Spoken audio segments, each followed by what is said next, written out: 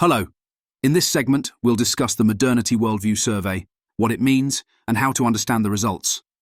I'm Bry Willis. I maintain a blog at Philosophic's blog that focuses on philosophy, politics, science, and other miscellany. Let's start by describing the survey from a high vantage point whilst providing a bit of historical perspective.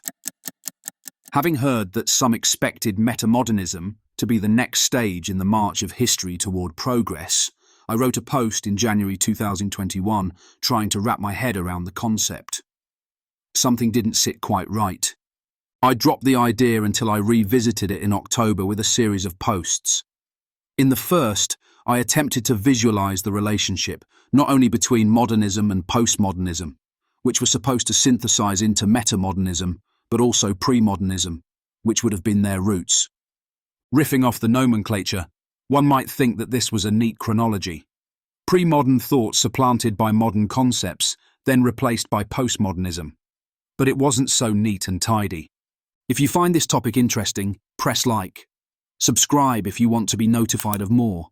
Press the bell icon if you want to be notified when I post new content. Okay, back to the program. My initial intuition was to notice that even with postmodernism, modernism and premodernism ideas were still prominent in the Western world. Effectively, this might be depicted as branches or train tracks. With the advent of modernity and the Enlightenment era, pre-modern ideas didn't disappear, perhaps to the chagrin of moderns who chastise superstitions and religious beliefs as not being logical, rational, or scientific. When postmodern thinkers entered the picture, it became one of three worldviews. Wanting to map premodernity, modernity, postmodernity, and what may become of metamodernity, I considered a quaternary chart, a Cartesian plane.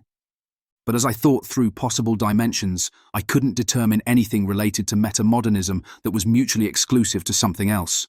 In fact, rather than being a melding of modernity and postmodernity, it felt more like modernity and premodernity.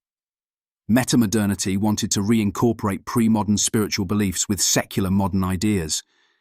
Even before I fully dimensionalized the ideologies, I considered a ternary chart would best capture the effective worldview. One could effectively hold ideas from each of these realms, and I imagined I could construct a survey and plot points that would distill the results. The idea was that I could render a triangle built with 3 percentile scales, one representing each worldview.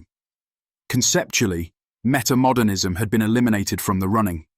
My hypothesis was, and is, that someone who identifies as a metamodern would and will plot in the modern pre-modern region. Let's summarize what this means. I expect to create more in-depth content presently. Before we review the ideologies, let's look at the questions without further exploration. 6 Degrees of Modernity. What is the source of truth? What is the best way to understand the world? How is knowledge best gained? What is your view of the world? How should societal values be orientated? How is identity defined? Please note that these survey results are not meant to be judgmental. They are descriptive rather than prescriptive. It should not be concerning if you identify as one category and score as another. It's not about winners and losers. I'd like to suggest that the stigma of being associated as pre-modern is why the metamodern term was coined. It gives the appearance of being over and above even postmodern, but this is just a rhetorical turn of the phrase. What does it mean to be pre-modern? I don't prefer the term pre-modern or its counterpart, pre-enlightenment. These terms are already depreciated. Modern is now. Pre-modern is the olden days. Modernity is privileged with connotation. I considered using colours or shapes to be more neutral. Chronologically speaking, pre-moderns were people of the earth. They lived an agrarian life with a focus on family and the village, the tribe, if you will. They believed in a certain cosmic order and were guided by traditions both sacred and communal. If you were a farmer, your parents were farmers, as were theirs. Turtles all the way down. What does it mean to be modern? Latour asked if we've ever been modern, but we'll leave that here. Relative to pre-modernity, a modern is a product of the Enlightenment age. Science, technology, and reason guide this secular age. Empirical experimentation will reveal universal objective truths. Logic will prevail. A little rationality goes a long way. These things will progress the human species. Our authentic selves are our identities. What does it mean to be postmodern? Postmoderns understand that truth is subjective and meta-narratives need to be questioned. Don't take anything at face value, and there is more than a single truth in play. Tradition is just a string of uncritically accepted narratives. Your identity changes over time and by circumstances. What does it mean to be metamodern? As I don't feel that metamodernism offers anything beyond a rhetorical legerdemain, this space is intentionally blank. I'll reserve this topic for another day. Thank you for viewing this introductory segment on the Modernity Worldview Survey.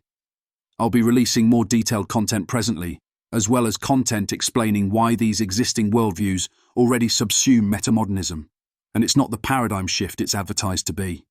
If you found this topic interesting, press like and subscribe if you want to be notified of more. Press the bell icon if you want to be notified when new content is posted. Comment below. I'd be interested to know what you think about this topic. If you've taken the survey, do you feel it captured your feelings about yourself? If you haven't yet taken the survey, you'll find a link in the description below. For related content, visit Philosophic's blog. Cheers.